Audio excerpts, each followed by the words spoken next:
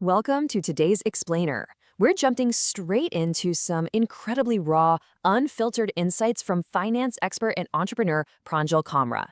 We are talking all about the reality of fire goals, the absolute necessity of patience, and those massive illusions created by modern social media finance. Seriously, if you've ever felt like you're earning more than ever but somehow saving less, you're going to want to pay very close attention to this.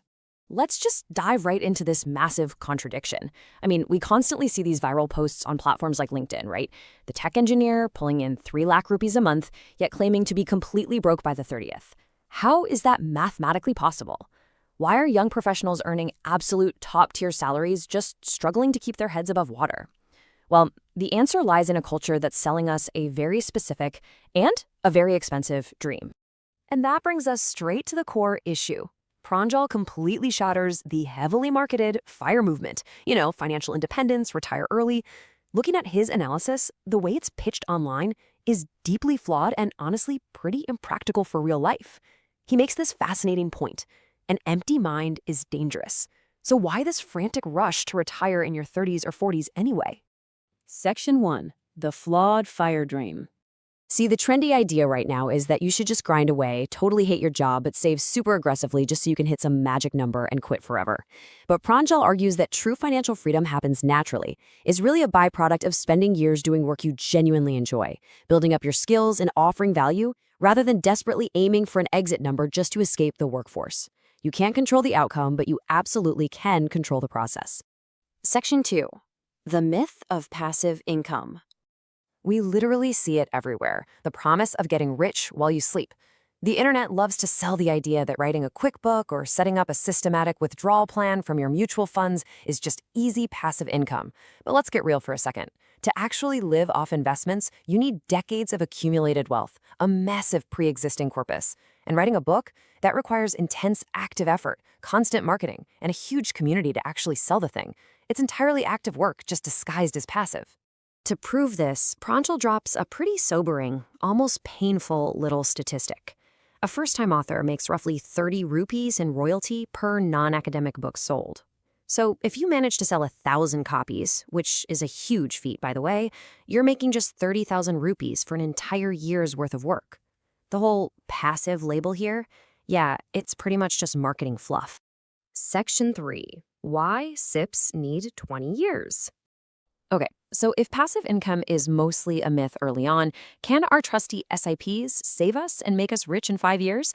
Well, here is the crucial reality check. 20 years is the absolute minimum time required for compounding to actually overtake your active income. If anyone tells you an SIP is going to make you rich in 5 years, you're being sold a complete lie. Your investments just need time to bake.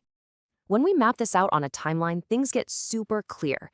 Starting out in your 20s, you've got high expenses, maybe buying a home, paying for a wedding, or plowing money back into a business.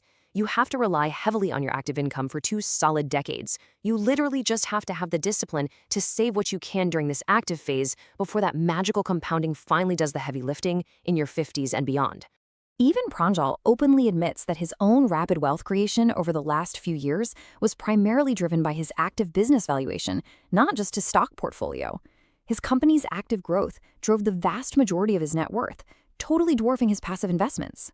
The investments he made in the last 5 years simply haven't had the time to compound yet. Active income is going to be your primary engine for a very long time. Section 4. The lifestyle inflation track. Which brings us right back to our original dilemma. Where exactly is all that high salary money going? Well, it's being quietly drained by the convenience tax. Take groceries, for instance. Buying your monthly staples from a traditional neighborhood store might run you around 12,000 rupees. But ordering those exact same items daily on quick commerce apps, those baked-in margins push that to 20,000. Or think about cars. 5 years ago, a Wagon R was a perfectly fine baseline car. Today, social pressure basically dictates that a 20-lakh Creta is the new minimum. It's wild. This happens because we've fundamentally changed how we view time. The traditional mindset was all about spreading life experiences, vacations, and luxury purchases across a 25-year period, say from age 25 to 50. But today, completely driven by FOMO, young earners are trying to compress a lifetime of expensive European vacations, weekend pubs, and luxury cars into just their late 20s. And constant exposure to curated, perfect lives on social media has completely warped our baseline. We spend our days doom scrolling, looking at the top 1% of people in 7 different domains in just 7 minutes. Of course it makes us feel inferior. We've basically taken things that were once rare luxuries and turned them into absolute everyday necessities just to keep up appearances. To escape this trap, Pranjal suggests a pretty strict detox. Step 1. Ruthlessly cut out the visual triggers by uninstalling the apps that cause all that comparison. If you absolutely have to use them, stick to the web versions where the experience is clunkier and way less addictive. Step 2. Stop comparing yourself to that guy from high school posing with a Tesla in the US. I mean, you have no idea what his credit card debt actually looks like. And step 3. Get back to basic physical financial discipline. Take those 2 hours to go to the local store and save that convenience premium. Section 5. Redefining true financial freedom. So what does actual grounded financial discipline look like behind the scenes, far away from all the flashy social media advice? It's incredibly pragmatic. Take a massive expense, like a wedding. Pranjal stresses viewing it strictly as a small percentage of your net worth, ideally under 5 to 10%. He firmly believes young adults should absolutely refuse to rely on their parents' life savings to fund a lavish one-day party.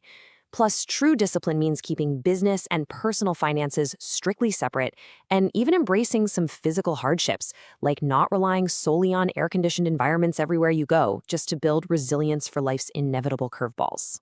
Because ultimately, wealth is a slow, steady result of dedicating yourself to an active pursuit you genuinely care about. It's the natural result of excelling in your field over decades, rather than running this frantic, anxiety-inducing race just to escape the workforce by age 35.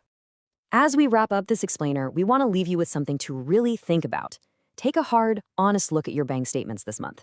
Is your spending genuinely aligning with your long-term reality and comfort, or are you just paying a massive premium to keep up with a social media mirage? Think about it. Thanks so much for joining us as we explored the real mechanics of wealth, and we'll catch you in the next explainer.